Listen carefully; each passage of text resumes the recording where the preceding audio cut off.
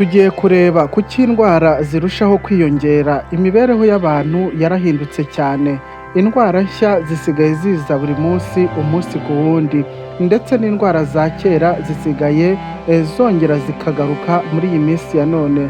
Hari nka za virusi zigenda zifata imiterere mishya, ndetse n'indwara zasaga nk'izacitse, harimo nk'igituntu, za Ebola, ugasanga zirimo ziragenda zigaruka mu buryo bushya.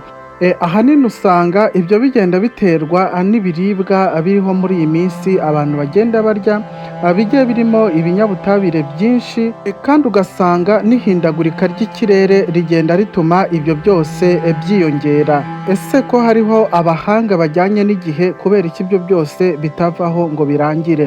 Ubwenge bw'abahanga bufite aho bugarukira. Hari indwara nyinshi zitarabonerwa imiti irambye, kandi n'ubumenyi bushya busaba igihe. Isi ihindagurika vuba kurusha ubushobozi bw'abavuzi cyangwa bw'abahanga.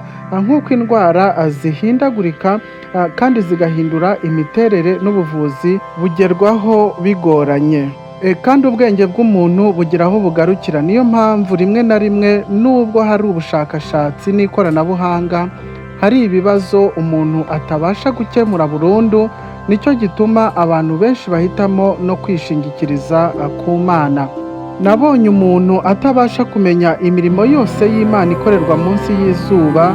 Nubwo umuntu yakoresha imbaraga ze zose ngo ashake kubimenya, ntazabishobora. Niyo yaba yaravugishije ubwenge ngo abimenye, ntazabasha kubyumva.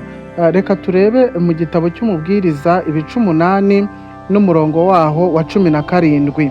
Nuko nitegereje imirimo y'Imana yose, nsanga yuko umuntu atabasha kugenzura umurimo wose ukorerwa munsi y'ijuru.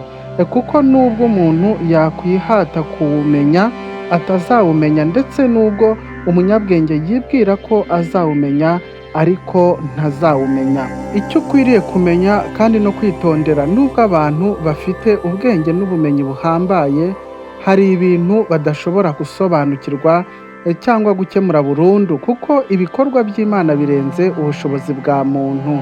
Niyo mpamvu indwara zikomeje kwiyongera, nubwo hari abahanga bajyanye n'igihe, kuko ubwenge bwabo bufite aho bugarukira, ariko ubwenge bw'Imana bwo bukaba ntaho bugarukira.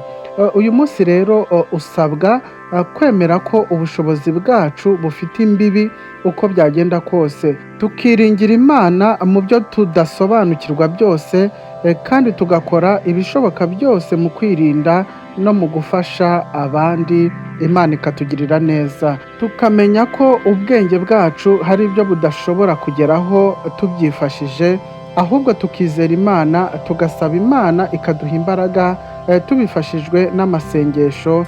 Ubundi Imana ikaza ikadufasha muri ibi bihe bigoye by'indwara, by'ibibazo. Imana ikaba ariyo iturwanirira.